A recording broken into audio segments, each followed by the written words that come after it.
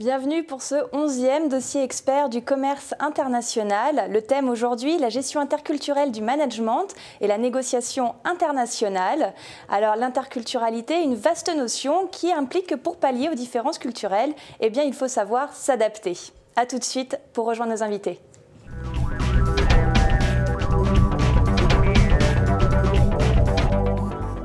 Alors pour traiter de ce thème de l'interculturalité, j'ai le plaisir d'accueillir avec moi donc Patricia Glazel.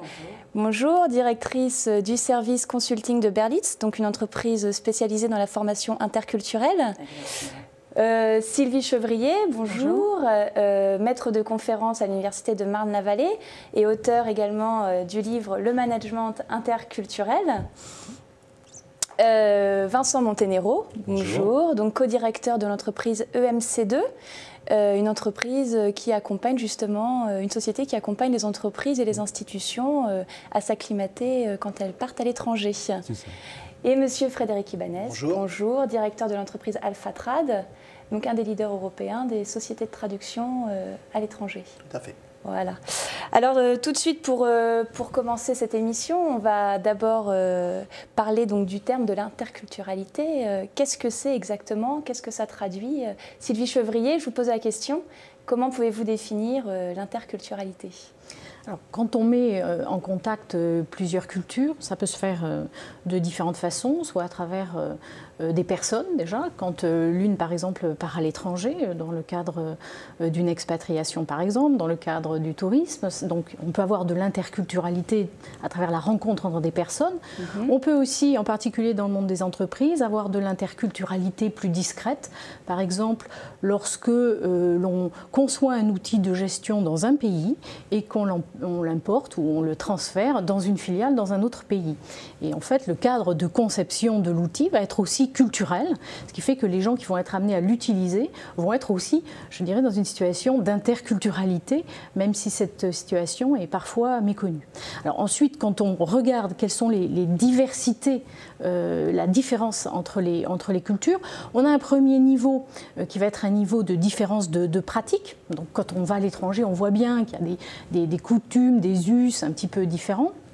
Mais on voit aussi qu'on ne peut pas réduire la culture à ça, ni même tout à fait la considérer comme un critère tout à fait discriminant, parce qu'à l'intérieur d'une même société, d'une même culture, on va aussi voir une grande diversité de pratiques, des gens qui ne se conforment pas tout à fait aux stéréotypes que l'on peut en avoir. Donc en fait, si on veut avoir vraiment accès à la culture, il va falloir aller un petit peu plus loin, creuser au-delà des apparences, des pratiques, pour trouver des références fondamentales que les gens en fait utilisent lorsqu'ils donnent du sens à ce qu'ils vivent tout simplement au quotidien, donc que ce soit dans l'entreprise ou dans leur environnement social. Parce que voilà, ce qu'on voit, c'est que notre culture a tendance à influencer notre manière de travailler.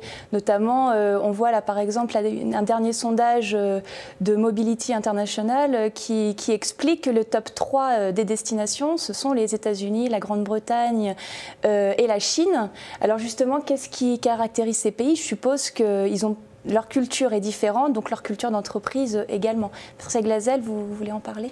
La culture, pour la réduire au sens qui va nous intéresser, parce que c'est un sens fondamentalement large, je m'orienterai vers Hofstede, qui est un des premiers chercheurs autour de cette matière, et qui l'a défini comme étant le logiciel qui permet le fonctionnement de notre cerveau, si on considère que notre cerveau est notre ordinateur puissant.